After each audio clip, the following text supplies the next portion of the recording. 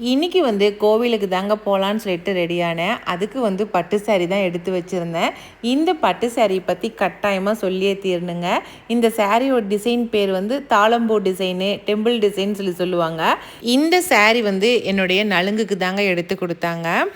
கல்யாணம் ஆகும்போது நலுங்கு வைக்கிறாங்க இல்லைங்களா, அப்போ தான் எடுத்து கொடுத்தாங்க. அதுவும் எங்கள் சித்தி எனக்கு எடுத்து கொடுத்த சாரீ இது. கிட்டத்தட்ட 30 வருஷம் ஆயிடுச்சுங்க எனக்கு கல்யாணம் ஆகி.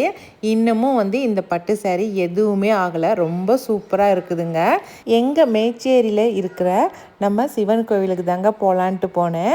அங்கே இன்றைக்கி அன்னாபிஷேகம் செய்கிறாங்க. அதை போய் பார்த்துட்டு சாமி கும்பிட்டு வரலான்னு சொல்லிட்டு தான் போனோம். ஏன்னா விகாஸ் தம்பிக்கு வேண்டுதலை வச்சுருந்தேன். அதனால் போய் 2 நாளைக்கு முன்னாடியே ரைஸ்லாம் வாங்கி கொடுத்துட்டோம். அதனால் இன்றைக்கி போய் சாமி கும்பிட்டு அதுக்கப்புறம் சாப்பிட்டு வரலாம் அப்படிங்கிறதுக்காக போயிருந்தோம். எங்கள் மேச்சேரியில் 2 சிவன் கோவில் இருக்குங்க. ஒன்று ரொம்ப பழமையான கோவில், ஒன்று இப்போ புதுசாக கட்டின கோவிலுங்க. இந்த 2 கோவிலுக்குமே போயிட்டு தான் வந்தோம். நாங்கள் போயிட்டு சாமி கும்பிட்டுட்டு அதுக்கப்புறம் அங்கேயே சாப்பாடு போட்டாங்க. எல்லாரும் ஒன்றா உட்காந்து சமப்பந்தி விருந்துன்னு சொல்கிறாங்க இல்லைங்களா, அது மாதிரி உட்காந்து எல்லாரும் சாப்பிட்டாங்க. நாங்களும் அவங்க கூடயே சேர்ந்து உட்காந்து சாப்பிட்டோம். அது ரொம்ப சூப்பராக இருந்துச்சுங்க. எல்லாருமா ஒரே இடத்துல ஒன்றா சேர்ந்து சாமிக்கு முன்னாடி உட்காந்து சாப்பிட்றதுங்கிறது அவ்வளோ ஒரு சந்தோஷமாக இருந்துச்சு.